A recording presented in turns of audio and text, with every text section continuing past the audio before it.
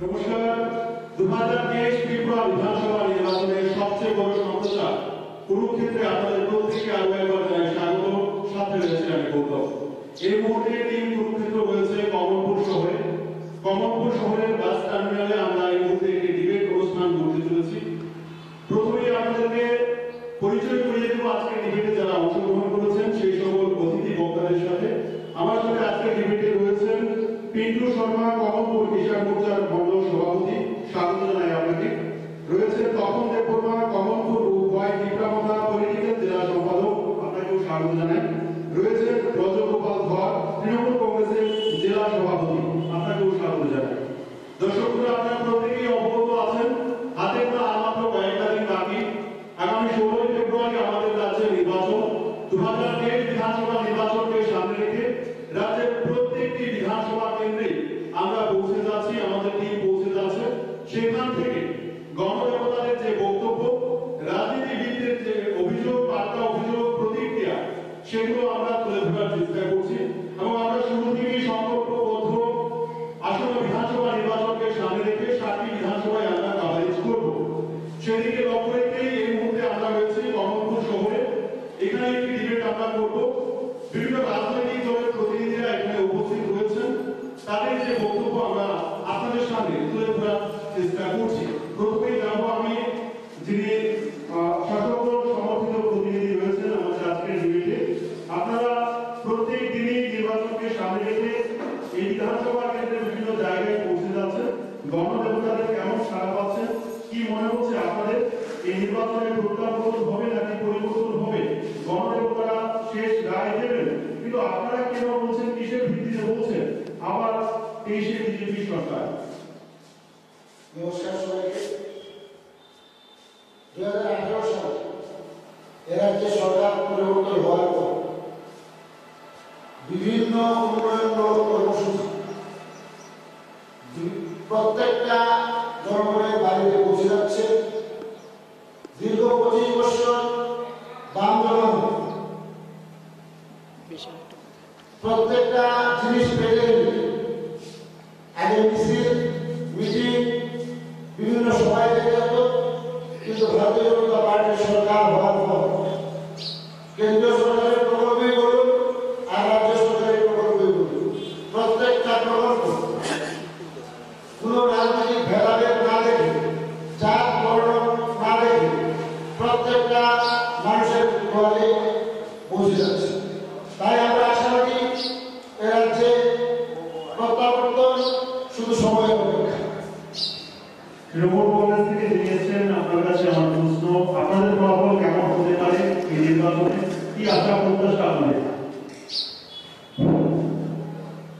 প্রথমে আমি আজকের এই নির্বাচনের সন্ধিক্ষণে যে টক শো আয়োজন করেছে সেই কুরুক্ষেত্র টিভিকে আমি ধন্যবাদ জানাই এবং ধন্যবাদ জানাই আজকে যার প্রচেষ্টায় এবং অনুপ্রেরণায় আজকে কমলপুরের বুকে বাস টার্মিনালে যে এই টক শো আয়োজন করেছেন, উনি হলেন আমাদের শ্রদ্ধেয় দাদা তথা সাংবাদিক শ্রী দেবজিৎ গুহ রায়। ওনাকে আমি ধন্যবাদ জানাচ্ছি এবং প্রণাম জানাচ্ছি। তার সঙ্গে আমি ধন্যবাদ এবং আমার প্রণাম এবং শুভেচ্ছা জানাচ্ছি আমাদের দাদা পিন্টু শর্মা মহোদয়কে, এবং আমি ধন্যবাদ জানাচ্ছি তপন দেববর্মা মহোদয়কে, এবং ধন্যবাদ জানাচ্ছি আজকে যারা আপনারা এই টক শোকে উপভোগ করার জন্য আপনারা বিভিন্ন প্রান্ত থেকে এসে এখানে বসেছেন, তাদেরকে ধন্যবাদ জানাচ্ছি। তো প্রথমে আমি বলি, আমাদের দল তৃণমূল কংগ্রেস ত্রিপুরা রাজ্যে অনেকবার সম্ভাবনা ছিল। 2018 সালে বিজেপি সরকার প্রতিষ্ঠিত হয়েছে, তার 1 বছর আগে এই ত্রিপুরা রাজ্যে সরকার গঠিত হওয়ার সম্ভাবনা ছিল সেই তৃণমূল কংগ্রেস, কিন্তু বিভিন্ন কারণে একদিকে আমাদের রাজ্য নেতৃত্বের সেই রকম কোনো যোগ্য নেতৃত্ব সামনে উঠে আসেনি, এবং পশ্চিমবাংলা থেকে যারা তৃণমূল কংগ্রেসকে গাইড করেন এবং ত্রিপুরাতে সংগঠনকে বিস্তার করার জন্য বিভিন্ন উদ্যোগ নেন, তাদের দুর্বলতার জন্য ত্রিপুরা রাজ্যে তৃণমূল কংগ্রেস সেই সঠিক জায়গায় পৌঁছতে পারেনি। কিন্তু আমি যেটা উপভোগ করেছি, ত্রিপুরা রাজ্যের মানুষের ভাবাবেগ এবং শ্রদ্ধা আমাদের নেত্রী মমতা ব্যানার্জির দিকেই আছে। কারণ ত্রিপুরা রাজ্যে এমন কোনো জায়গা নেই যে তৃণমূল কংগ্রেসের বীজ প্রস্ফুটিত হয়নি। তাই আমি বলছি, আজকের এই 2023 সালের বিধানসভা নির্বাচনে আমি অন্যান্য দলের মতো হলফ করে বলতে পারি না যে আমরা তৃণমূল কংগ্রেস ক্ষমতা দখল করবই, কিন্তু মানুষ চাইছে একটা সুন্দর সরকার গঠন করার জন্য, যেখানে থাকবে না কোনো হিংসা, যেখানে থাকবে না কোনো অত্যাচার, যেখানে থাকবে না কোনো প্রতিহিংসা পরায়ণতা, যেখানে থাকবে শুধু মানবতা। কারণ স্বামী বিবেকানন্দ বলেছেন যে আগে মানুষ হোক, তারপর রাজনীতি করিও। ঠিক আছে, আমি বলছি আমাদের তৃণমূল কংগ্রেসের আসন হয়তো কয়েকটি পাবে, কিন্তু আমরা যে সরকার গঠন করব সেই রকম পরিস্থিতির মধ্যে আমরা নেই। ঠিক আছে, ধন্যবাদ। তীব্রামথা প্রতিনিধির কাছে যাচ্ছি। অনেক জল্পনা কল্পনা নির্বাচনের আগে হয়েছে, শেষ পর্যন্ত আপনারা একলা চলো নীতি অবলম্বন করলেন। কি প্রত্যাশা রয়েছে এই নির্বাচনে, কতটা আসন পেতে পারেন? প্রথমে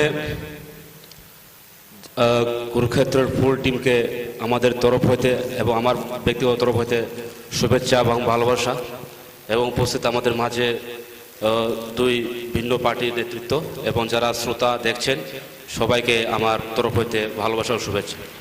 আমরা আশাবাদী যে ত্রিপুরা রাজ্যের পরিস্থিতি এবং তার সাথে সাথে আমাদের কোমপুরের যে পরিস্থিতি, সেখান থেকে জনগণের যে মতামত আমরা পেয়েছি, তাতে আমরা বিশ্বাস করি আগামী 23 নির্বাচনে যে 16 ফেব্রুয়ারি ভোট হতে যাচ্ছে, 2 তারিখ তার ফল বেরোবে এবং সেখানে আমাদের ত্রিপুরামথার প্রার্থী জয়যুক্ত হতে চলছে। কতটা আসন পেতে পারেন? আমরা আশাবাদী 34 হইতে 38টা সিট নিয়ে আমরা বিধানসভা দখল করতে যাচ্ছি। ঠিক আছে, আমার আপনার কাছে আরো একটা প্রশ্ন। 18 নির্বাচনের আগে আপনারা যে প্রতিশ্রুতিগুলি দিয়েছিলেন, ভিশন ডকুমেন্ট যাকে বলা হয়েছিল, এই ভিশন ডকুমেন্টে দেওয়া প্রতিশ্রুতিগুলো আপনারা পূরণ করতে এই 5 বছরে কতটা সফল হয়েছেন একবার যদি বলেন। আমরা ভারতীয় জনতা পার্টি বরাবরই মোদিজির দেখানো পথে চলি, এবং মোদিজি এটা বিশ্বে প্রমাণিত। মোদিজি যা বলেছে আজকের দিনে একটা কাজও পূর্ণ রয়নি। তো সেই জায়গায় দাঁড়িয়ে এই 5 বছরে ভিশন ডকুমেন্টে বেশিরভাগ ক্ষেত্রেই সরকার কাজ করেছে। সরকার বলেছিল যে ভাতা 2000 টাকা করা হবে, করেছে। পে কমিশন থেকে শুরু করে কর্মচারীদের বেতন বৃদ্ধি, কর্মচারীদের আপনার এই মহার্ঘ ভাতা বৃদ্ধি 20% দিয়ে সব কিছুই ভিশন ডকুমেন্টের মধ্যে যা ছিল মোটামুটি ভাবে সবই পূরণ হয়েছে বলে আমরা আশা করি। কি বলবেন? শাসক দল বলছে ভিশন ডকুমেন্টে দেওয়া প্রত্যেকটি প্রতিশ্রুতি ওনারা প্রায় পূরণ করেছেন। আপনার প্রতিক্রিয়া? না, আমি যা দেখছি, আমার অভিজ্ঞতায় বলছে শাসক দলের ভিশন ডকুমেন্টের যে পরিপূর্ণতা নিয়ে অনেক প্রশ্ন আছে।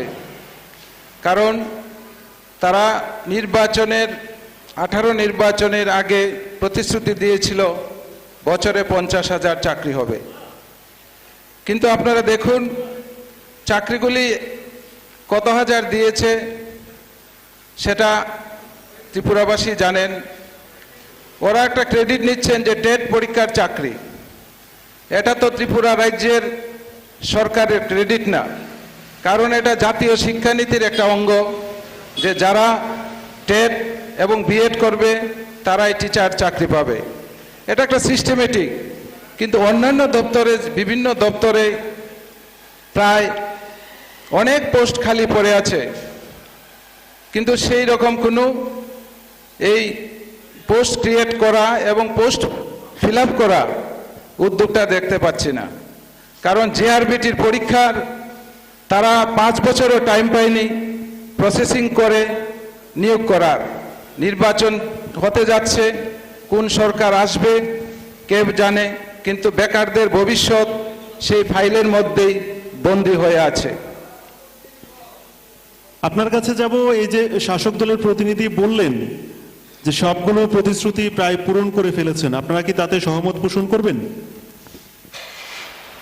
জনগণ সব দেখছে, সব বুঝে। তারা যখন 2018 সনে যে প্রতিশ্রুতিগুলো দিয়েছিল, বছরে 50,000 বেকারদের তারা চাকরি দেবে, আজকে জনগণ বলছে বছরে 50,000 চাকরি দেওয়ার কথা, আজকে তারা দিচ্ছে না। আর জনগণ বুঝে গেছে। আজকে ভোটের মুখে সামনে এসে তারা বলছে প্রতিশ্রুতি পূরণ করছে। আজকে 200 দিনের কাজ হওয়ার কথা, সেগুলো তারা প্রতিশ্রুতি পালন করতে পারেনি। জনগণ দেখছে সেটা। 340 টাকা মজুরি বাড়ার কথা, বৃদ্ধি করার কথা, সেটাও তারা করেনি। তারা যেগুলি যে বলছে প্রতিশ্রুতি পূরণ হয়ে গিয়েছে, আজকে তারা 2,000 টাকা ভাতা বৃদ্ধি করার কথা বলেছিল, হয়েছে কি এটা জানি না, সম্ভবত আমি জানি না, কিন্তু 3.5 লক্ষের উপর পেনশন পেত, বৃদ্ধ ভাতা পেত। এখানের মধ্যে অনেক কিছু আছে, মহিলা ভাতা, বৃদ্ধ ভাতা, অনেক কিছু আছে, কিন্তু আজকে সেখান থেকে কাট করে আজকে তাদের 1.5 লক্ষ মানুষ ভাতা পাচ্ছে। কেন এই পরিস্থিতি ত্রিপুরা রাজ্যের মধ্যে? প্রতিশ্রুতি পূরণ করা তো দূরে থাক, চাকরি তারা দেওয়ার কথা ছিল 50,000, আজকে 10,323-এর চাকরি চলে গেল। তারা বহাল রাখার কথা ছিল, কিন্তু আজকে তাদের চাকরি তারা খেয়ে ফেললো। আজকে অনেক লোক মারা গেল, কেউ মায়ের কুল খালি হলো, কেউ স্ত্রী তার স্বামীকে হারালো, কেউ সন্তান তার বাবাকে হারালো। আজকে ত্রিপুরা রাজ্যের ভয়াবহ অবস্থায় দাঁড়িয়ে রয়েছে, এবং আগামী দিনে জনগণ এর জবাব দেবে। 2 মার্চ, 2রা মার্চ এর প্রতিফলন আপনারা লক্ষ্য করতে পারবেন। ত্রিপুরা রাজ্যে একটা ভয়াবহ পরিস্থিতি তৈরি হয়েছে পিন্টু বাবু, তাদের অভিযোগ।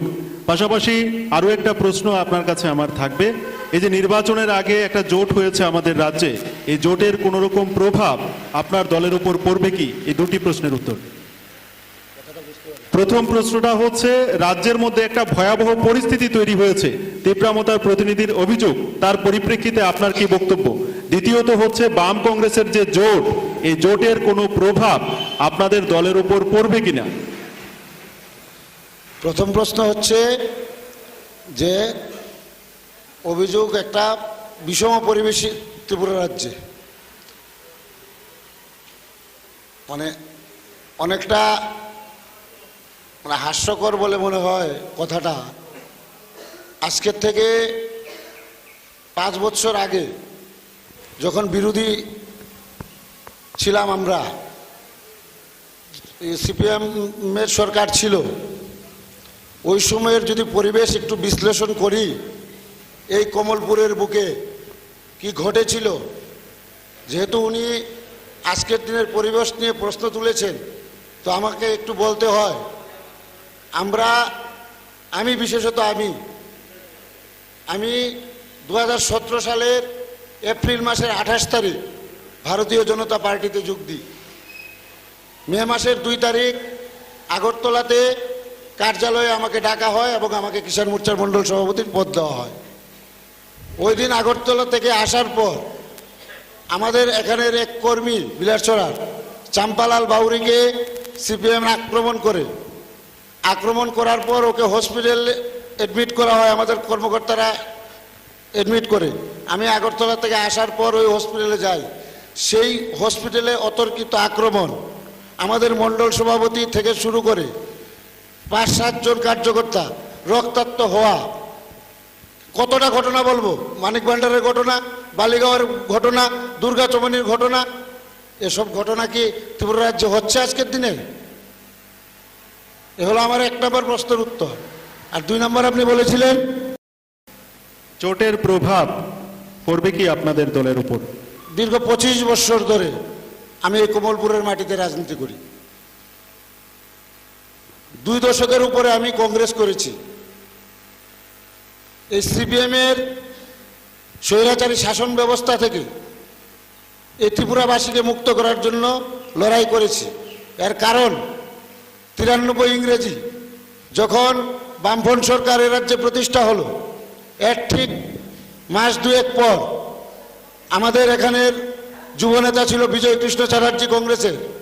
ওনাকে ফুলছড়ি নিমন্ত্রণ বাড়িতে আসার সময় রিক্সা থেকে নামিয়ে কুপিয়ে রাস্তার পাশে ফেলে রাখে এবং তৎসঙ্গে এই কমলপুর নেতাজি চমনিতে কংগ্রেসের একটি মিছিল সংগঠিত হয়েছিল।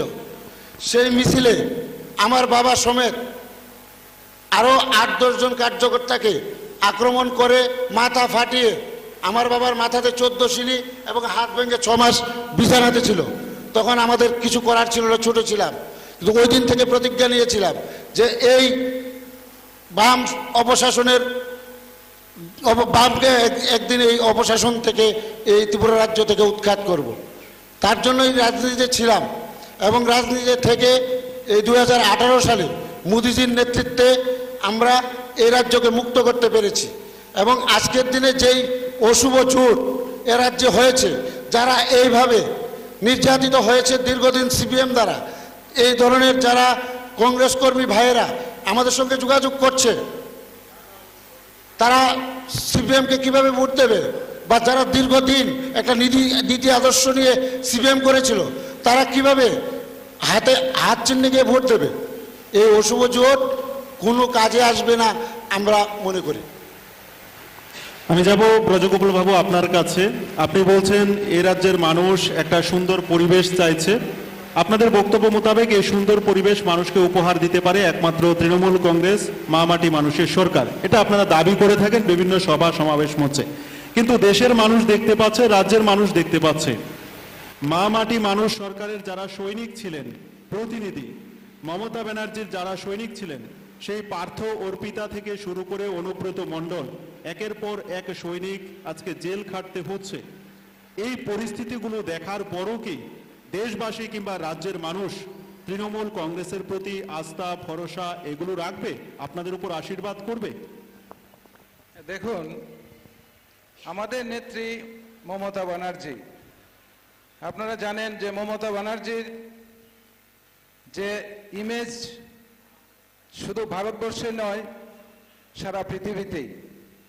উনি রাষ্ট্রপতিও নন, প্রধানমন্ত্রীও নন, তবুও ওনাকে ব্রিটিশ গভর্নমেন্ট ডাকে, নেদারল্যান্ড ডাকে, ক্যালিফোর্নিয়া ডাকে। এটাই আমাদের নেত্রীর একটা পাওনা। মমতা ব্যানার্জি আপনারা জানেন সরল সহজ সাধারণ জীবনযাপন করেন, কিন্তু দীর্ঘদিন ক্ষমতা থাকার ফলে কিছু কিছু নেতা বা কর্মী ভোগ বিলাসে মত্ত হয়ে যায়। কিন্তু সেটা আমরা মমতা ব্যানার্জি বা মা মাটি মানুষের সরকারকে দোষারোপ করলে হবে না। সেটা হয়তো এটা কি চক্রান্তই হতে পারে, না সঠিকভাবে তারা অর্থ তছরূপের দায়ে অভিযুক্ত, সেটা তো আমরা বলতে পারি না, কারণ আমরা অনেক দূরে। কিন্তু এটা যেহেতু বিচার প্রক্রিয়ায় আছে, আইন বলবে যে কারা যুক্ত কারা অভিযুক্ত।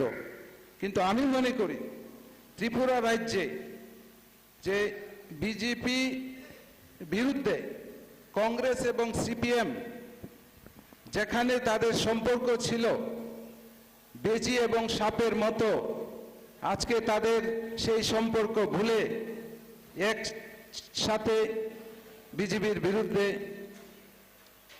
প্রতিদ্বন্দ্বিতা করছে। সাথে নতুনভাবে জন্ম হয়েছে তীব্রমাতা।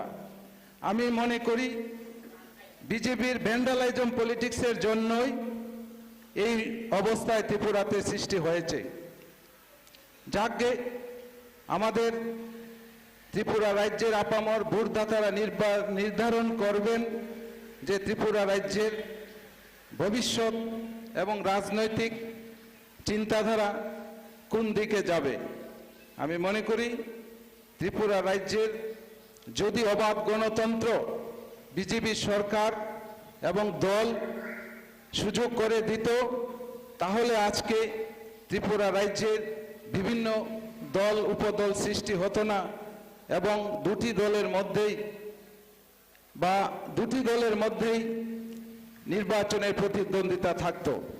আজকের এই পরিস্থিতির জন্য বিজেপি যতই দোষারোপ করুক কংগ্রেস এবং সিপিএম নেতৃত্ব এবং তীব্রমাতাদের, কিন্তু আমি মনে করি তাদের সেই দোষারোপটা নিজেদেরই দেওয়া উচিত, কারণ অবাধ গণতন্ত্র যদি তারা চালু রাখতো তাহলে এই পরিস্থিতি ত্রিপুরা রাজ্যে তৈরি হতো না। ঠিক আছে, তপনবাবু আপনার কাছে প্রশ্ন হচ্ছে, আপনারা যে গ্রেটার ত্রিপুরাল্যান্ড বলছেন এবং যে মূল দাবিকে সামনে রেখে লড়াইয়ের ময়দানে অবতীর্ণ বিভিন্ন আসনে প্রার্থীও দাঁড় করিয়েছেন, বিভিন্ন রাজনৈতিক দল ইতিমধ্যেই বলে দিয়েছে, সেটা সিপিআইএম হোক বিজেপি হোক, আপনাদের যে দাবি গ্রেটার ত্রিপুরাল্যান্ড, এই দাবি পূরণ করা কোনোভাবেই সম্ভব নয়। অর্থাৎ ত্রিপুরা ভাগ হোক এটা এনারা কোনোভাবেই চাইছেন না, আগামী দিনেও চাইবেন না। এই পরিস্থিতিতে দাঁড়িয়ে আপনাদের মূল দাবিতে আপনারা কতখানি অনড় আছেন, মানুষ এটাকে কিভাবে গ্রহণ করবে? দেখুন, গ্রেটার ত্রিপুরাল্যান্ড এটা আমাদের কোনো রাজনৈতিক ইস্যু নয়, এটা হচ্ছে আমাদের পার্টি, আমাদের ত্রিপ্রাসাদের পার্মানেন্ট সলিউশন। সংবিধানের মধ্যে লেখা আছে আর্টিকেল 2 and 3 মাধ্যমে। এখানে একটা প্রশ্ন আছে যে আপনাদের কেন এমনটা মনে হচ্ছে যে গ্রেটার ত্রিপুরাল্যান্ড হলে পরেই ত্রিপ্রাসাদের পার্মানেন্ট সলিউশন হবে, অন্য কোনো ভাবে হতে পারে না, এটা কেমন মনে হয়? দেখুন, 70 বছর 75 বছর হয়ে গেল, 72 বছর স্বাধীনতা হয়েছে। আপনারা যান ত্রিপ্রাসাদ এরিয়াতে যান, সেই জায়গাতেই রয়ে গেছে। আজকে পানীয় জলের ব্যবস্থা ভালো না, স্বাস্থ্য ভালো না, শিক্ষা ভালো না, আজকে বেকারদের কর্মসংস্থান নেই, আজকে খাদ্যের অভাব, ভাষাগত অভাব। সেই জায়গাতে আমরা অনেক সুযোগ দিয়েছি, আমরা ত্রিপ্রাসারা অনেক সরকার দেখেছি। ন্যাশনাল পার্টির উপর সিপিএম বলুন, কংগ্রেস বলুন, বিজেপি বলুন, আমরা ভোটের মাধ্যমেই আমরা সরকার, বিজেপি ন্যাশনাল পার্টির সরকার গঠন করে। কিন্তু আজকে দেখুন কোন ন্যাশনাল পার্টি আমাদের জন্য চিন্তাধারা করে না। মোর ডেভেলপমেন্ট বলে আজকে আমাদের অস্তিত্ব আজকে হারিয়ে যাওয়ার পক্ষে। তার জন্যই আমাদের এটা মুভমেন্টটা হচ্ছে গ্রেটার ত্রিপুরাল্যান্ড পার্মানেন্ট সলিউশন আমাদের চাই, কিন্তু এটা আমাদের রাজনৈতিক কর্মসূচির ক্ষেত্রে আন্দোলনের মেইন পয়েন্ট না। আমাদের মেইন পয়েন্ট হচ্ছে আমরা চাই জনগণের যেটা আজকে ত্রিপুরা রাজ্যে চলছে, আজকে ভ্রাতৃত্ববোধ ত্রিপুরা রাজ্যে হারিয়ে ফেলেছে, শান্তির সম্প্রীতি নেই। আজকে দেখুন, বলতে চাই কমলপুরের মধ্যে 29শে আগস্ট 2022 হালালি বাজারে একটা ঘটনা হলো, একটা রেপিস্টকে নিয়ে আন্দোলন করা হলো। কুলিতি বলে একটা মহিলাকে রেপ করলো, সেখানে সেই রেপিস্টকে নিয়ে একটা আন্দোলন করলো, করে সেখানে হালালি বাজারে ব্যবসায়ীদের উপর আক্রমণ করা হলো। এটার ইঙ্গিত দেয় যে কারা সাম্প্রদায়িক, কারা বিচ্ছিন্নতাবাদী, কারা আক্রমণ করেছে, কোনো দুষ্কৃতী লোকের আক্রমণ করেছে সেখানে। কিন্তু সেখানে প্রশাসন তরফ হইতে তাদের কোনো সাহায্য এখন পর্যন্ত পাওয়া যায়নি। যারা ক্ষতিগ্রস্ত হয়েছে তাদের কোনো এখনো সাহায্য পাওয়া যায়নি। কিন্তু আজকে এই জায়গাতে দাঁড়িয়ে বলতে চাই, ত্রিপুরা মোথা যেটা ডিমান্ড গ্রেটার ত্রিপুরাল্যান্ড, এটা আমাদের পার্মানেন্ট সলিউশন চাই। আজকে আমাদের অধিকার চাই, আজকে আমাদের অধিকার থেকে আমরা বঞ্চিত হয়েছি, আমরা চাই আমাদের সলিউশনটা হোক, এটা সংবিধান। কিন্তু এই ডিমান্ড করার ফলে কোনো বাঙালি সম্প্রদায় বা হিন্দু মুসলিম কারো ক্ষতি হওয়ার পক্ষে নয়। এখানেই থাকবে গ্রেটার ত্রিপুরাল্যান্ড হলে, এখানেই বাঙালি থাকবে, এখানেই মণিপুরি থাকবে, মুসলিম থাকবে, কিন্তু আমাদের অধিকারটা আমাদের চাই। কিন্তু কারো অধিকার কেড়ে আমাদের অধিকার দেওয়ার জন্য আমাদের এই ডিমান্ড নয়। পিন্টুবাবু, ত্রিপুরামথার যে বক্তব্য, গ্রেটার ত্রিপুরাল্যান্ডের যে দাবি এবং নির্বাচনে একলা চলো নীতি অবলম্বন করা, এর পরিপ্রেক্ষিতে আপনার কি প্রতিক্রিয়া? ভারতবর্ষ একটা গণতান্ত্রিক রাষ্ট্র, সেই জায়গায় বিভিন্ন রাজনৈতিক দলের উত্থান হবে, তো তারা তাদের মতো করে রাজনীতি করবে। আমাদের ডাকে বা আমাদের ঊর্ধ্বতন নেতৃত্বর ডাকে তারা গিয়েছিল, তাদের সঙ্গে আলোচনা হয়েছে, যে ত্রিপ্রাসাদের পার্মানেন্ট সলিউশন নিয়েও আলোচনা হয়েছে। কিন্তু মহারাজা প্রদ্যোৎ কিশোর দেববর্মনকে আমি শ্রদ্ধা করি, কারণ ওনার সঙ্গে আমি কংগ্রেসও করেছি এক সময়। তো সেই জায়গায় দাঁড়িয়ে উনি যে লিখিত যে বিষয়টা চেয়েছেন এটা কিসের উপরে, এটা একটু খুলে বললে হয় না? যে গ্রেটার ত্রিপুরা ল্যান্ড ছাড়া উনি লিখিত চেয়েছেন, না গ্রেটার ত্রিপুরা ল্যান্ডের জন্য লিখিত চেয়েছেন? যদি গ্রেটার ত্রিপুরা ল্যান্ডের জন্য লিখিত চেয়ে থাকেন তাহলে ত্রিপুরা রাজ্যে কোনোদিন কি এটা সম্ভব?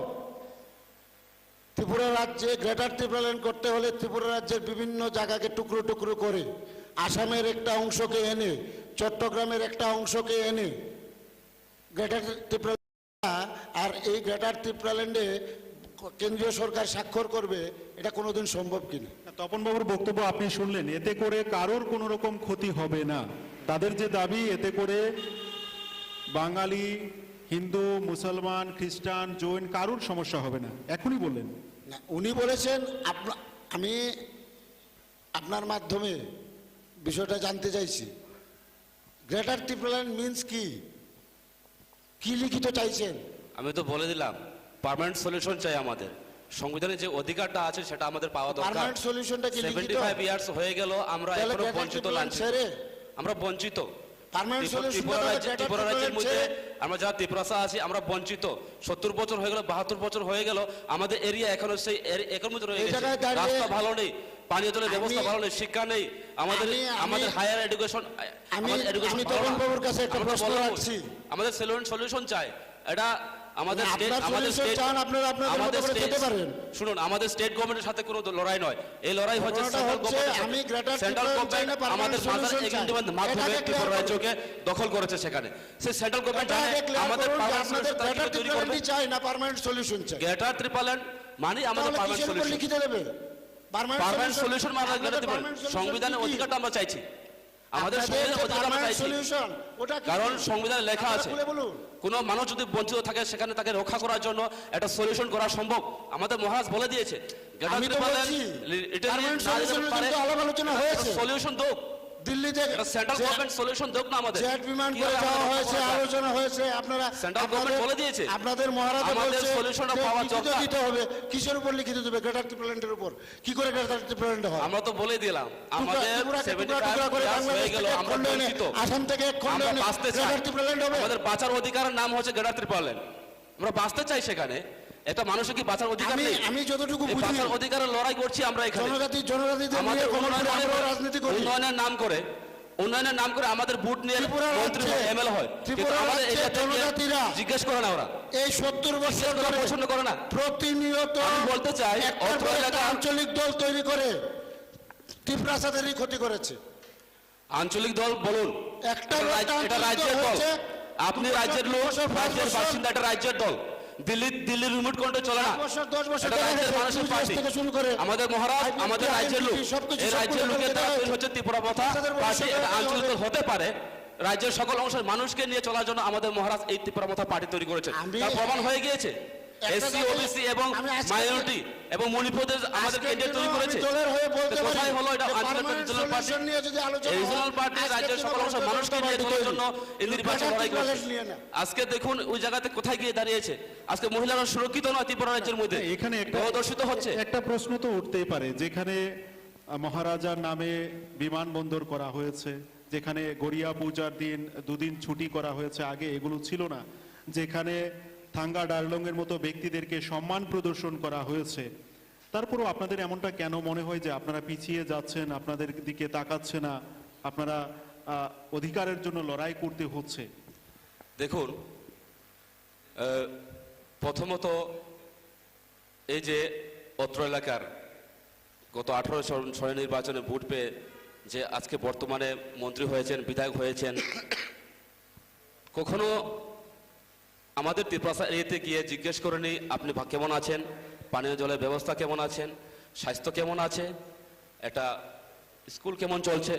স্কুল বিল্ডিং ঘর বানিয়ে দেওয়া হলো কিন্তু সেখানে টিচার নেই, তা তো হতে পারে না। ইমারত তৈরি করলে তো সেখানে সম্ভব নয়, সেখানে ভিতরে পরিকাঠামো থাকা দরকার। এডুকেশনের জন্য আপনি বলছেন আমরা এডুকেশনের জন্য খুব ভালো ব্যবস্থা করছি, কিন্তু একটা বিল্ডিং ঘর বানিয়ে দেওয়া হলো কিন্তু সেখানে মাস্টার নেই, ছাত্রদের পড়ার সুযোগ নেই, তা তো হতে পারে না। তা তো চলে আসছে 70 বছর 72 বছর চলে আসছে। তার জন্য আমরা আর চাই না করে এরকম উন্নয়নের কাজ আমরা আমাদের চাই না। আমরা চাই আমি তখন বাবুর কাছে জানতে চাই আমাদের অধিকার যদি আমাদের হাতে আসে তাহলে আমরা সেখানে বাঁচতে পারবো। আরেকটা কথা হলো যে আপনি বলছেন যে দ্রৌপদী মুর্মুকে রাষ্ট্রপতি বানিয়ে দেওয়া হয়েছে, ঠিক আছে বানিয়ে দেওয়া হয়েছে, আমরা ওয়েলকাম, আমরা স্বাগতম জানাই, আমরা রেসপেক্ট করি তাদেরকে। কিন্তু একটা জাতির উন্নয়নের ক্ষেত্রে, একটা জাতির এগিয়ে চলার ক্ষেত্রে একজন ব্যক্তিকে যদি সেখানে বানিয়ে দেওয়া হয় রাষ্ট্রপতি কিংবা কোনো একটা মন্ত্রী বানিয়ে দেওয়া হয়, তার ব্যক্তিগত শুধু উন্নয়ন হবে, কিন্তু সমাজের জন্য তারা কোনো কিছু করবে না। সমাজের জন্য সেই সমাজের কাজ করার জন্য দ্রৌপদী মুর্মু রাষ্ট্রপতি হওয়াতে আপনি গর্বিত নন? আমি গর্বিত। একটা জাতিকে উন্নয়ন করার ক্ষেত্রে যদি আমাকে সেখানে বানিয়ে দেওয়া হয়, কিন্তু তা তো সমগ্র জাতির উন্নয়ন হলো না। এই জাতিটার কথা বলছেন, ওই জাতিটার সম্মান হলো না? এই জাতিটাকে সম্মান করা হলো না? সম্মান তো করলো, ঠিক আছে, এটা আমি শিওর, কিন্তু এই জায়গাতে ওনাকে বানিয়ে দিলে যে সমগ্র জাতির উন্নয়ন হয়ে যাবে এটা আমি বিশ্বাস করি না। আর আপনি বলেছেন এয়ারপোর্ট বানিয়ে মহারাজা বীর বিক্রমের নামে হয়েছে। মহারাজা বীর বিক্রমের আমলে তো এয়ারপোর্টটা হয়ে গেছে, জাস্ট নামটা শুধু পাল্টে দেওয়া হয়েছে। সেখানে কি আর ইনফ্রাস্ট্রাকচার তৈরি হলো? মোর ডেভেলপমেন্টটা কোথায় হলো? এখন যে নতুন এয়ারপোর্ট হয়েছে এটা কিন্তু মহারাজার আমলে হয়নি। মহারাজার নামে এয়ারপোর্ট কিন্তু এই সবেমাত্র সম্প্রতি শেষ হয়েছে কাজ, এটা আপনি কিন্তু ঠিক না, করলেন না। ঠিক আছে জানি এটা, সেখানে একটু ভুল হতে পারে, কিন্তু দেখুন এয়ারপোর্টটা বানিয়েছে গিয়ে সেই মহারাজার আমলেই হয়েছে। এখন যেটা এটা আধুনিকতার মাধ্যমে তৈরি করেছে, কিন্তু প্রথম তো ইনফ্রাস্ট্রাকচার সেই আধুনিক ত্রিপুরা রাজ্য গড়ার ক্ষেত্রে ওনার সবচেয়ে বেশি রেসপন্সিবিলিটি বেশি, ওনার কাছ থেকেই আজকে এটা হয়েছে। তো আমি এটাই, যদি কোনো কিছু একটা নাম দিয়ে সেখানে মনে করা হয় যে জাতিকে সম্মান দেওয়া হয়েছে, জাতির উন্নয়ন হওয়া সম্ভব হয়েছে, আর সেক্ষেত্রে আমি মনে করবো এটা তুলনা করলে এটা আমাকে মনে হয় খুবই ভুল বলা হবে। ঠিক আছে, বলুন। এত কিছু করার পরও তারা বলছেন যে ব্যক্তিগত উন্নয়ন হয়েছে, দ্রৌপদী মুর্মুর নিজের উন্নয়ন হয়েছে, এতে করে সমগ্র জাতির উন্নয়ন হতে পারে না। আমি কমলপুরের একটা উদাহরণ তুলে ধরব। কমলপুরের যে জনজাতি এলাকাগুলো আছে, সেই জনজাতি এলাকাগুলোতে আনারস এবং লেবুর চাষ প্রচুর পরিমাণে হয়। তো সেই লেবু এবং আনারস চাষ আমি যতটুকু জানি এবং তথ্য ওয়াইজ আমি দিতে পারি, বেশিরভাগ ক্ষেত্রে জনজাতিরাই ফুলিয়ে থাকে। সেই জায়গায় দাঁড়িয়ে এ রাজ্যে সরকার প্রতিষ্ঠা হওয়ার পর এই কমলপুরের আনারস দুবাই গেছে, কলকাতা গেছে, জার্মান গেছে। লেবু, ত্রিপুরা রাজ্যের গন্ধরাজ লেবু, কমলপুরের গন্ধরাজ লেবু আমার হাত ধরে স্মৃতি ইরানির কাছে গেছে, স্মৃতি ইরানি মারফত আমেরিকা গেছে।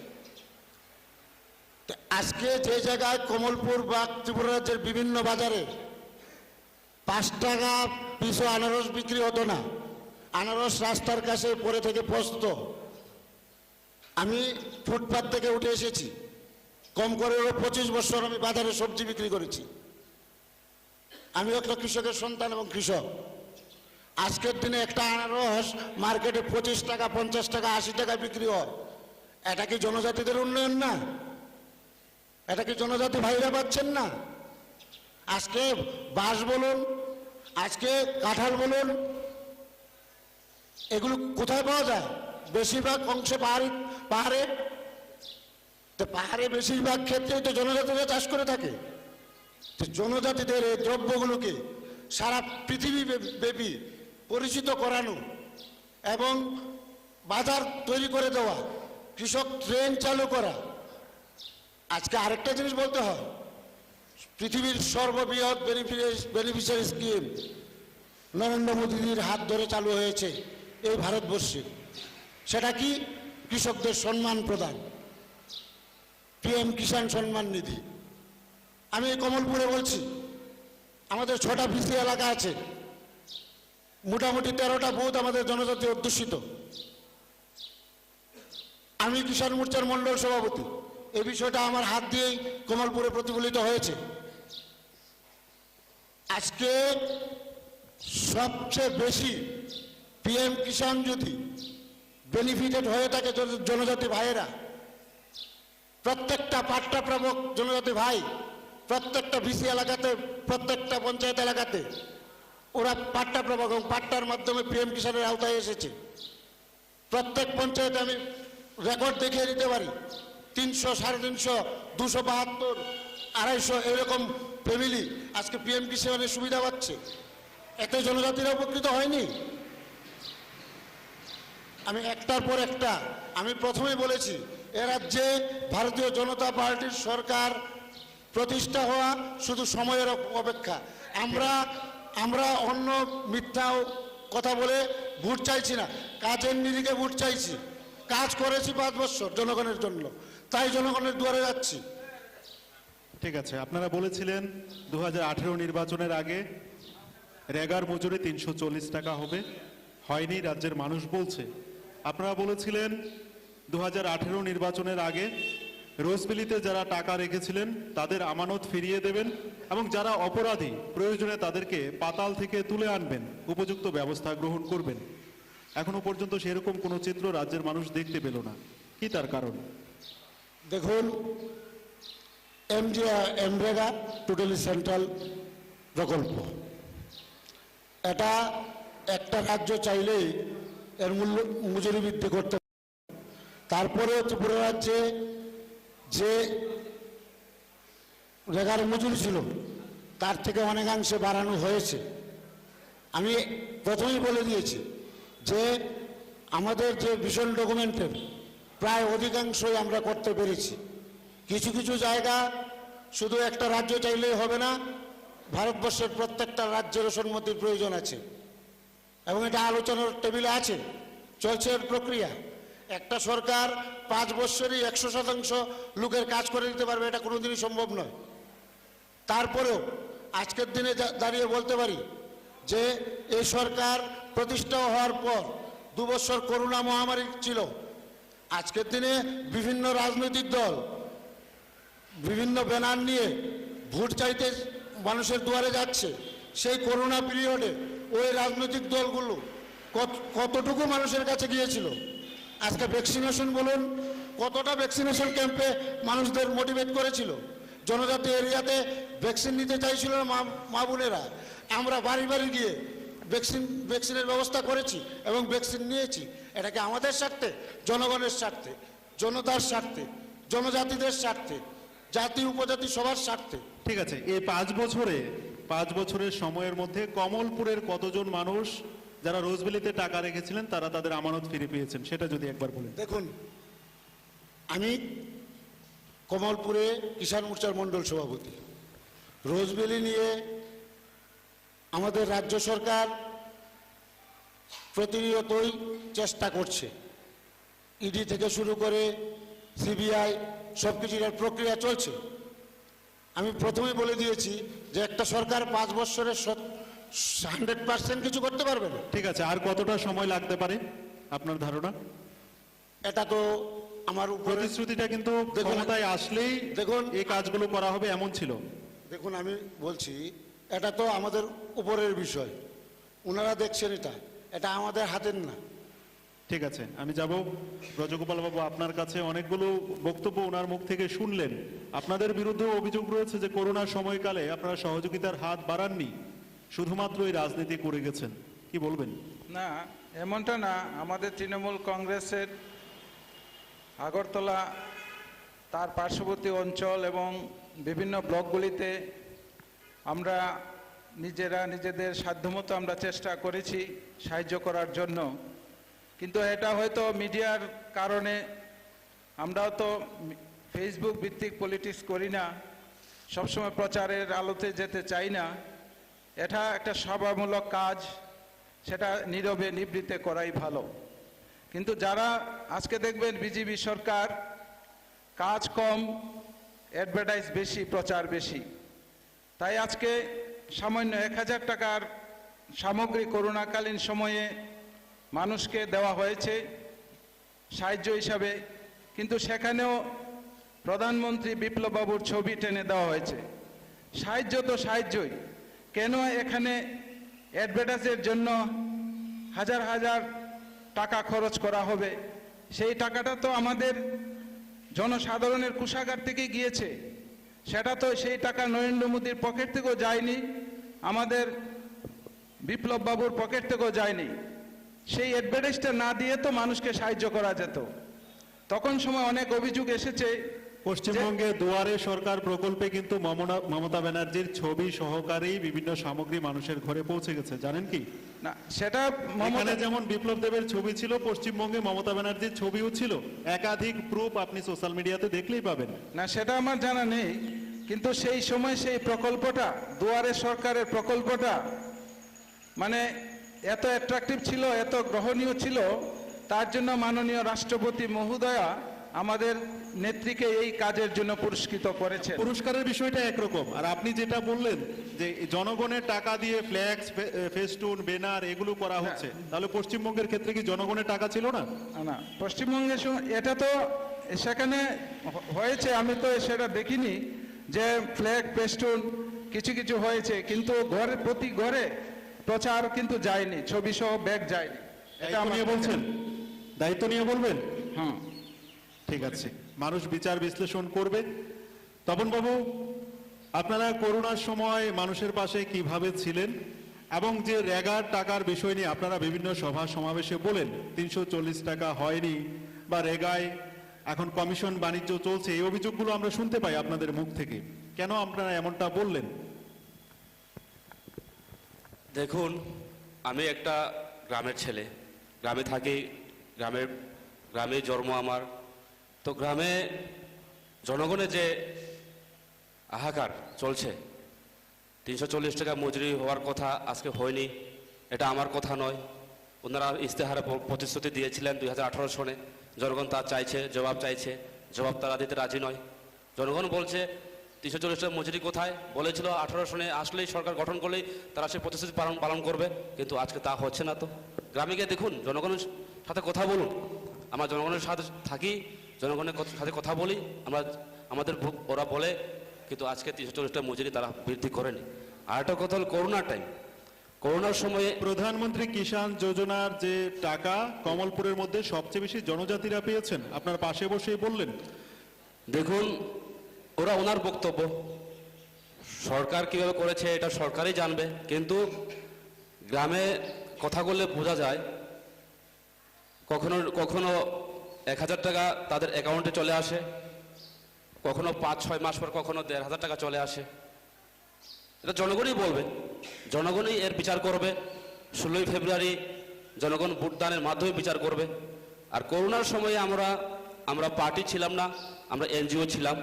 আমাদের মহাজার নেতৃত্বে অনেক জায়গাতেই আমরা সেই করোনাটায় মানুষকে সাহায্য করেছি, এবং আপনারা দেখেছেন সোশ্যাল মিডিয়াতে আমাদের মহারাজা নিজের পকেট থেকে টাকা খরচ করে, বেঙ্গালুরু থেকে, হায়দ্রাবাদ থেকে, কলকাতা থেকে আমাদের ত্রিপুরা রাজ্যের লোককে আনার জন্য নিজের পকেটে টাকা খরচ করে সেখানে ত্রিপুরা রাজ্যে আনার চেষ্টা করেছেন, ওনার ব্যক্তিগত টাকা।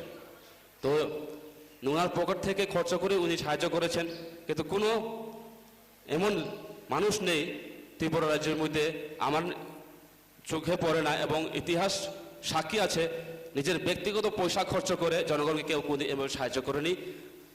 একটা সম্ভব হয়েছে একমাত্র মহারাজার মাধ্যমে, তার জন্য আমরা ওনাকে মহারাজা বলে মানি এবং মনে প্রাণে আমরা ওনাকে ভালোবাসি। কি বলবেন এই বক্তব্যের পরিপ্রেক্ষিতে? কমলপুর বিধানসভা কেন্দ্রে আমাদের সম্মানিত বিধায়ক তথা মন্ত্রী মনোজ কান্তি দেব নিজের প্রচেষ্টায় এই কমলপুর বিধানসভা কেন্দ্রের পানবোয়া থেকে শুরু করে মলায়া এমন কোনো গ্রাম নেই যেখানে চাল, ডাল, তেল, সয়াবিন, সাবান পৌঁছে দেয়নি। আপনারা ওই করোনা পিরিয়ডকালে যে নিউজগুলি হয়েছিল বা সোশ্যাল মিডিয়াতে যে পোস্টগুলি হয়েছিল, এগুলোকে দেখে, সেই ভিডিওগুলোকে দেখে বিচার করে নেবেন যে ওটা ওনার ব্যক্তিগত ছিল না সরকারের ছিল। সরকারের হলে তো সরকার থেকে আসতো, এর জন্য বিভিন্ন প্রক্রিয়া করতে হতো। ইভেন ইদানিংকালে এই যে শীত ঢুকার সময় উনি স্ব উদ্যোগে কমলপুরে 5,000 ফ্যামিলিকে কম্বল বিলিয়েছে। এটা কোনো পার্টির ব্যানার থেকে না, আমরা পার্টির প্রোগ্রামে যাইনি, উনি ব্যক্তিগতভাবে এলাকায় এলাকায় ঢুকেছেন, উনি বিলিয়েছেন। ওনার মার বাৎসরিক ছিল, সেই বাৎসরিকে লোকেদের কাছে কম্বল দিয়েছে। ঠিক আছে, এই সকল দিকগুলো মানুষ বিচার বিশ্লেষণ আরেকটা করবে। বিষয় আমি না বলে পারছি না, বলছে উনি বলেছেন যে কোনো মাসে 1,000, কোনো মাসে 500 ঢোকে। পিএম কিষাণের টাকা সারা ভারতবর্ষে এক যুগে আমাদের মোদিজি এক বোতাম টিপে ঢুকিয়ে দেন। এ জায়গাতে 1,000 আর 500 এটা ডিভাইড হয়ে ঢুকে কি করে? এটার কতটুকু সত্যতা আছে এটা আপনাদের মাধ্যমে আগামী 16 ফেব্রুয়ারি জনগণ বলে দেবে। আমার বলার অর্থ হলো এই মাসে 1,000 ঢুকছে, 5-6 মাস পরে আরও 1,000 টাকা ঢুকছে, গ্যাপ হয়ে যাচ্ছে মাঝখানে। তো মাঝখানে সেই দরিদ্র লোকটা কি করে তার জীবিকা নির্বাহ করবে? এই মাসে ঢুকছে 1,000 আর 5-6 মাস পর ঢুকছে 1,500, মাঝখানে তো গ্যাপ হয়ে গেল না জীবিকা নির্বাহ করার জন্য। সেটাই আমার কথা বলার ছিল। আপনাদের যারা বিরোধী শিবিরের আছে বন্ধুরা, প্রথম সারির নেতৃত্বরা প্রায়শই একটা অভিযোগ করেন যে বিজেপি আইপিএফটি সরকারের জমানায় রাজ্যে নেশার বারবারন্ত পরিলক্ষিত হয়েছে, যুব সমাজ ধ্বংসের পথে পা বাড়িয়েছে। তার জন্য কোট আনকোট প্রত্যক্ষ পরোক্ষ আপনাদেরকে দায়ী করেন। এই প্রশ্নের উত্তর কিভাবে দেবেন? নেশার বিষয়টা এই 5 বছরে আপনাদের কাছে তথ্য থাকবে। এই রাজ্য সরকার এবং রাজ্য আরক্ষা দপ্তর ত্রিপুরা রাজ্যের বিভিন্ন কোণা থেকে কত টাকার নেশা আটক করেছে। এরপরও যদি বিরোধীরা বলে যে নেশার বিরুদ্ধে সরকার না, তাহলে এটা তো হাস্যকর ছাড়া আর আমি কিছু বলতে পারবো না। ঠিক আছে, ব্রজগোপাল বাবুর বক্তব্য চাইব। আপনাদের বক্তব্য হাস্যকর নেশা নিয়ে যে বিষয়গুলো আপনারা সাংবাদিক সম্মেলন করে বলেন কিংবা সভা সমাবেশ মঞ্চে বলেন, কি বলবেন? নেশা বিরোধী অভিযান তো আমি মনে করি একটা নাটকে অভিযান। কারণ ত্রিপুরা রাজ্যে আপনার চুরাইবাড়িতে 2-3টা গেট থাকে, তারপরেও নেশা সামগ্রী ত্রিপুরা রাজ্যে ঢোকে। মিজোরামের বর্ডারে গেট আছে, এখানে ত্রিপুরা রাজ্যের পুলিশ প্রশাসন আছে, তারপরও নেশা সামগ্রী ঢোকে। আপনি আগরতলার আখাউড়া চেকপোস্ট দিয়ে, সেখানেও এক্সাইজ ডিপার্টমেন্ট থাকে, তারপর সেন্ট্রাল ফোর্স থাকে, ত্রিপুরা রাজ্য পুলিশ থাকে। এতগুলি চেকিং ডিঙ্গিও নেশা সামগ্রী ঢুকে। কিভাবে ঢুকে এটা আমরা ভাবতে অবাক লাগে। তারপর নেশা, তারা বিজেপি সরকার বলছে নেশার বিরুদ্ধে অভিযান। বিপ্লব বাবু ক্ষমতায় আসার পর বামফ্রন্ট আমলে যতগুলি নেশার দোকান ছিল, হয়তো ফরেন লিকার এবং কান্ট্রি লিকার, উনি আসার পর সেগুলি 3 গুণ করে দিয়েছেন। তার ফলে কি হলো? নেশা বিরোধী অভিযান সরকার কি সদিচ্ছা এখানে বোঝা যাচ্ছে? আমি তো সেটা বুঝতে পারি না। কারণ ওনার যদি নেশা মুক্ত ত্রিপুরা রাজ্য গড়ার পরিকল্পনাই থাকতো, তাহলে এতগুলি মদের দোকান, ফরেন লিকার, কান্ট্রি লিকার দেওয়ার কারণটা কি ছিল? তারপর আপনারা জানেন গাঁজা চাষ, নেশা বন্ধ করার জন্য গাঁজা চাষ বন্ধ করার জন্য অনেক উদ্যোগ নিয়েছেন। অনেক গাঁজা আমরা মিডিয়ার মাধ্যমে দেখতে পাই, অমুক থানায় এত কিলো গাঁজা ধরা পড়েছে, অমুক থানায় এত কুইন্টাল গাঁজা ধরা পড়েছে। সেই গাঁজাগুলি কোথায় আছে, কি করা হচ্ছে, সরকার কিন্তু সেগুলি খুলাসা করে বলেনি। তারপর আরেকটা জিনিস জানুন, আমি এটা নেশা দিয়ে বলছি না, গাঁজা আমাদের ত্রিপুরা রাজ্যে এটাকে নেশা হিসাবে ধরা হয়, কিন্তু আমাদের এই থাইল্যান্ড, তারপর ফিলিপিন্স, সেগুলি রাজ্যে সেই গাঁজা থেকে অনেক ড্রাগস তৈরি করা হয়, যেটা অর্থনৈতিকভাবে মানুষ স্বাবলম্বী হতে পারে। কিন্তু ত্রিপুরা রাজ্যে এই গাঁজা চাষটাকে বন্ধ করে আমি মনে করি ত্রিপুরা রাজ্যের যেভাবে অ্যাগ্রেসিভভাবে বন্ধ করা হয়েছে, কিন্তু সেইভাবে একটা কৃষি অর্থনীতিটাও মার খেয়েছে। কারণ আগরতলা শহরের ঠিক আছে, অনেক আমি এই প্রশ্নটার উত্তর চাইবো। গাঁজা চাষ বন্ধ করাতে রাজ্যের কৃষি অর্থনৈতিকভাবে মার খেয়েছে, কি বলবেন?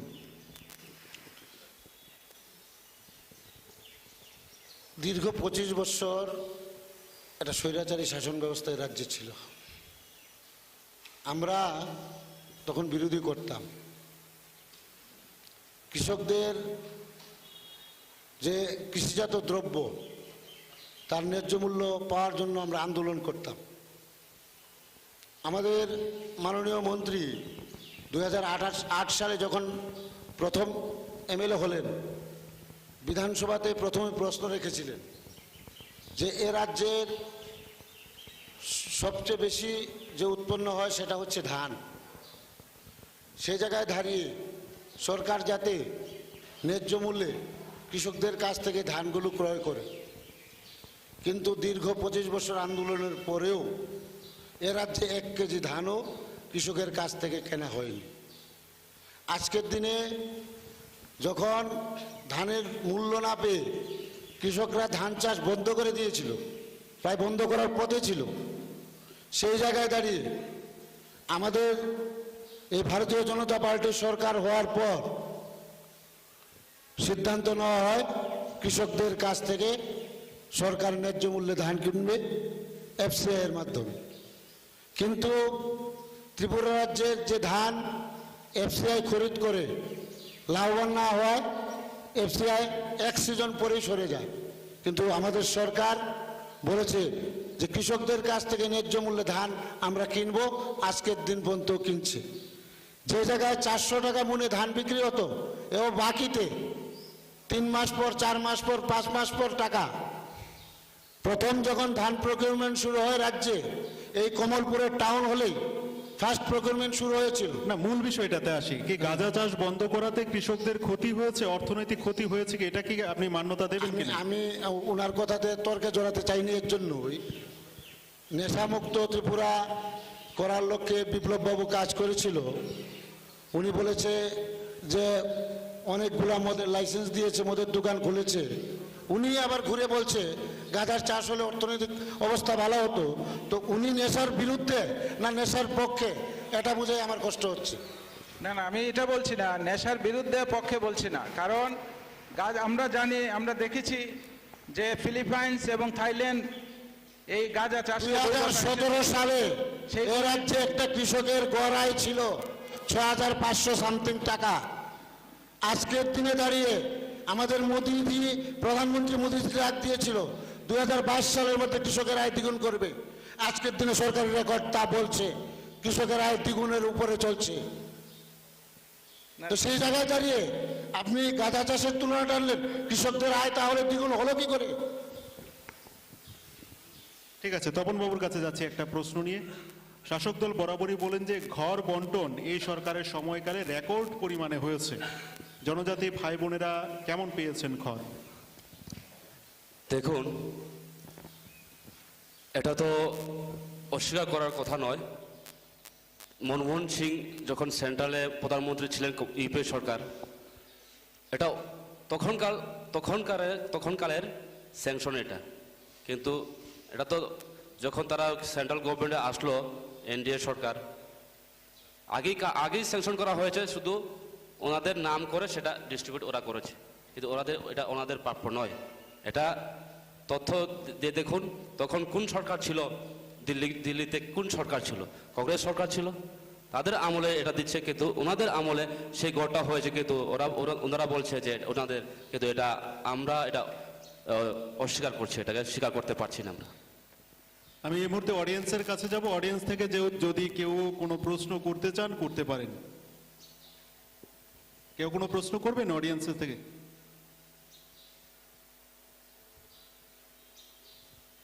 আমি বলি, একটু বলি, ঘর সম্বন্ধে বলি। হ্যাঁ, বলুন। প্রধানমন্ত্রী আবাস যোজনায় যে ঘরগুলি দেওয়া হয়েছে, বিজেপি ক্ষমতায় আসার পর দীর্ঘ 3.5 বছর কিন্তু কোনো ঘর দেওয়া হয়নি। সেগুলি আটকে রেখে একসাথে প্রায় 1.5 লক্ষ ঘর, টোটাল ফিগারটা হয়তো পারে 1,59,000, তাই না? হাজার ঘর তারা সমস্ত ত্রিপুরায় আরবান এবং রুরাল অঞ্চলে তারা রিলিজ করেছেন।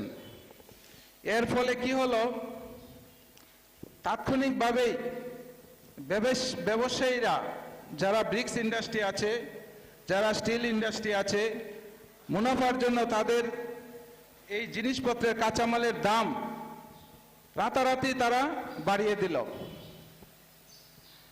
কিন্তু আমি দেখেছি তারপর সবগুলি জিনিসের দাম বেড়েছে। ঘর ছাড়ার পর শ্রমিকের মজুরি, জিনিসপত্রের দাম আকাশ ছোঁয়া হয়ে গেছে। কিন্তু আমি মনে করি এগুলি একটা ভুল সিদ্ধান্ত। একজন শ্রমিকের মজুরি 450-500 টাকা, কিন্তু ঠিক আছে অন্যান্য জিনিসের সাথে তাদের মজুরি বৃদ্ধি হওয়ার কথা, কিন্তু দেখা যায় একটা সাধারণ মানুষ একজনকে 450-500 টাকা শ্রমিক খাটানো সম্ভব হয় না। আবার তাদের এই টাকা পেয়েও তাদের সংসার চলে না, কারণ তেলের লিটার 200 টাকা। তারপর অন্যান্য সামগ্রীর জিনিসের দাম অত্যাধিক বেড়ে গেছে, কাপড় চোপড় বলুন। তারপর আপনার এই একটা ঘর যখন পেল একজন বেনিফিশিয়ারি, তখন সেই ঘরের যা টাকা সরকারিভাবে দেওয়া হয়েছে সেই টাকায় কিছুই হচ্ছে না, তাদের আরও দিতে হচ্ছে। সেই দিতে গিয়ে বাজারের অবস্থা, ব্যবসায়ীরার করুণ অবস্থা, যেটা আমার চোখে পড়ে, সাধারণ মানুষের অবস্থা, টাকার জন্য মানুষ হাহাকার করছে, মানুষের পকেটে টাকা নেই। তাই বাজার হাট খুব চলে, সবাই ব্যবসা করছে, এমন না যে সব ব্যবসা বাদ দিয়ে বাড়িতে চলে গেছে, কিন্তু হেভি কম্পিটিশন হয়ে গেছে, কারণ তাদের যে রোজগার হয় সেই টাকা দিয়ে তাদের সংসার চলে না। তারপর এই বিজেপি সরকার আসার পর সাধারণ মানুষের উপর আরেকটা প্রেশার দেওয়া হলো। কি দেওয়া হলো? শিক্ষাক্ষেত্রে টিউশনি ফিস প্রতি একজন যদি শিক্ষাক্ষেত্রে ভর্তি হতে চায় 1000 টাকা, তা 4 গুণ বাড়িয়ে দিল। একটা বাড়িতে যদি 4 জন স্টুডেন্ট থাকে, 4000 টাকা, 1200 টাকা করে 4 বরং 4800 টাকা দিতে হয় স্কুলে ভর্তি হওয়ার জন্য। এটা হচ্ছে আরেকটা প্রেশার, যেখানে বিজেপি তার ম্যানিফেস্টোতে বলেছিল যে আমরা অবৈতনিক শিক্ষা না বলে পারছি না, অবৈতনিক শিক্ষা দেব, না বলে পারছি না এই কারণে শিক্ষা দেব, কিন্তু তারা সেটা করতে পারে। যখন সরষার তেলের দাম বেড়ে গেছে, দাদা সরষার দাম বেড়েছে কিনা? সরষা থেকে তো সরষা তেল হয়, সরষার দাম বেড়েছে কিনা?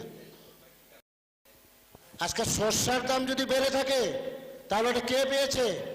গ্রামীণ কৃষক। গ্রামীণ অর্থনৈতিক ব্যবস্থা বেড়েছে, গ্রামীণ অর্থনৈতিক ব্যবস্থার উন্নয়ন হয়েছে। আজকে 5 কিলো সরষা দিয়ে যদি 1 লিটার তেল তৈরি হয়, তাহলে সরষার মূল্যটা যদি বাড়ে, তেলের মূল্য অটোমেটিক বাড়বে। তাহলে এই টাকাটা কোথায় গেছে? গ্রামে গেছে। আপনি বলছেন গ্রামের মানুষের হাতে টাকা নেই। আপনি তৃণমূল কংগ্রেসের হয়ে প্রতিনিধিত্ব করছেন, ত্রিপুরা রাজ্যের দ্রব্যমূল্য এই জায়গায়। আপনি যে দিদিকে শ্রদ্ধা করেন, দিদির রাজ্যের দ্রব্যমূল্যের একটু খবর নিন। শস্য তেলের দাম ঠিক আছে, আমরা অভিযোগ পাল্টা অভিযোগ চলতেই থাকবে। আমরা অনুষ্ঠানের একেবারে শেষ মুহূর্তে রয়েছি। 3 জনের কাছে আমার একটা প্রশ্ন থাকবে, কমন প্রশ্ন। প্রথমত আপনার কাছে যাব পিন্টু বাবু, নির্বাচন কমিশনের ভূমিকায় আপনারা কতখানি সন্তুষ্ট এবং গণদেবতাদের উদ্দেশ্যে কি বলবেন একেবারে সংক্ষেপে?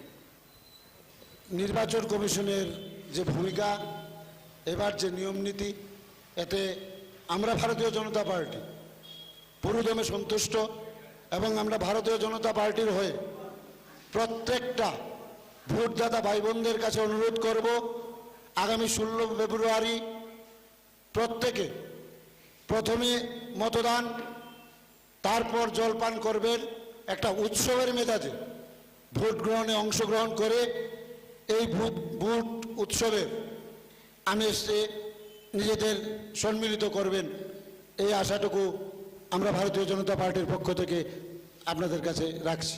তপনবাবু কি বলবেন নির্বাচন কমিশনের ভূমিকা এবং গণদেবতাদের উদ্দেশ্যে?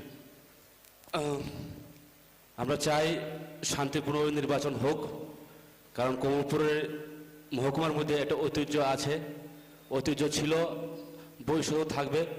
সৌহার্দ্যতা বোধ বজায় রেখে যাতে নির্বাচন সম্পন্ন করা হয় এবং উভয় রাজনৈতিক দলকে আমি আহ্বান রাখবো যাতে উইদাউট ভায়োলেন্স শান্তিপূর্ণ নির্বাচন করা হোক এবং যার যার ভোট তার তার মতো করে দেওয়া হোক এবং নিজের যে ভোটদানের অধিকার জনগণের কাছে থাকুক এবং ফিরিয়ে আসুক। আমরা এটাই কামনা করি এবং 16 তারিখ ফেব্রুয়ারি তারা নিজের মতো করে যার যার দলকে পছন্দ মতো ভোট দিয়ে কমলপুরের মধ্যে একটা শান্তির পরিবেশ তৈরি করবেন, এটা আমরা আহ্বান রাখছি আমাদের মোথার তরফ হইতে। বলুন আপনার কি আবেদন থাকবে? আমি বলবো সাধারণ ভোটদাতাদের কাছে যে আপনাদের ভোটাধিকার একটা পবিত্র অধিকার, সেই অধিকারটা আপনারা যথাযথ স্থানে প্রয়োগ করুন। আমি আমার দলের পক্ষ থেকে দাবি করছি আমাদেরকে ভোট দিন, কিন্তু তারপরেও আপনারা যারা আছেন ভোটদাতারা, তারা সামগ্রিক পরিস্থিতি বিচার বিশ্লেষণ করে এবং আগামী দিনে যাতে একটা সুন্দর সুস্থ সরকার প্রতিষ্ঠিত হয়, যে সরকার প্রতিষ্ঠার পর হিংসা হানাহানি কোনো সন্ত্রাস হবে না, সেই প্রতিজ্ঞাবদ্ধ হয়েই আপনারা আপনাদের ভোটাধিকার প্রয়োগ করুন। আর এখানে আছেন আমার শ্রদ্ধেয় দাদা পিন্টুদা আছেন, আমার তপনদা, আরও রাজনৈতিক দল আছে আমাদের এখানে, কিন্তু সবাই আসেনি, আসলে আরও ভালো হতো। তাদের কাছে আবেদন রাখব যে সরকার গঠন হবে সর্বসম্মতির ক্রমে, সেই সরকারটা যাতে মানুষের কল্যাণে কাজ করে, কারণ মানুষ হলো সেই ঈশ্বরের পবিত্র সন্তান। আপনিও মানুষ, আমিও মানুষ, আমরা সবাই পৃথিবীতে এসেছি বাঁচার জন্য। সেই বাঁচার অধিকার থেকে যাতে আপনারা মানুষ হিসাবে কাউকে বঞ্চিত না করেন, মানুষকে সম্মান দিয়ে ভোটাধিকার প্রয়োগ করুন এবং ভোট যুদ্ধে আপনারা অবতীর্ণ হন, কারণ সব কিছু হচ্ছে মানুষের জন্য। গরু ছাগল হাঁস মুরগির জন্য এখানে কিছু হচ্ছে না, মানুষ বেঁচে থাকার জন্য, মানুষের অধিকার রক্ষার জন্য, মানুষের অর্থনৈতিক উন্নয়নের জন্য সরকার প্রতিষ্ঠা, সেই দিকটা আপনারা খেয়াল রাখবেন। জয় হিন্দ, তৃণমূল কংগ্রেস জিন্দাবাদ, মা মাটি মানুষ জিন্দাবাদ, মমতা ব্যানার্জি জিন্দাবাদ। ঠিক আছে, আপনাদের তিনজনকে অসংখ্য ধন্যবাদ আজকের এই অনুষ্ঠানে অংশগ্রহণ করার জন্য। ধন্যবাদ জানাই আপনাদের সকলকে যারা এতক্ষণ টিভির ওপারে বসে এই গুরুত্বপূর্ণ অনুষ্ঠানটি দেখছিলেন এবং শুনছিলেন।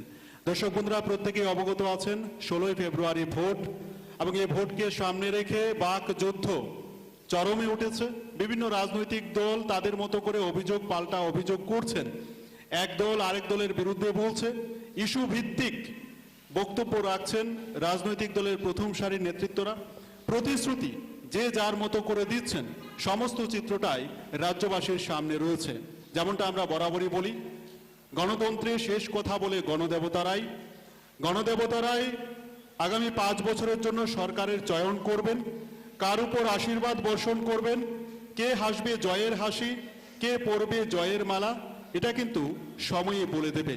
তবে আজকের অনুষ্ঠানের শেষ মুহূর্তে আমাদের বক্তব্য, বাক যুদ্ধ চরমে উঠুক, অভিযোগ পাল্টা অভিযোগ চলতে থাকুক, এখানে কোনো রকম আপত্তি নেই, কিন্তু এই নির্বাচনকে সামনে রেখে রাজ্যের সমস্ত জায়গায় যেন শান্তিপূর্ণ পরিবেশ বজায় থাকে, রক্তারক্তির ঘটনা, হাতাহাতির ঘটনা, মানুষে মানুষের যুদ্ধ যেন না হয়, এই আবেদন এবং প্রত্যাশা রেখেই আজকের মতো অনুষ্ঠান এখানে শেষ করব।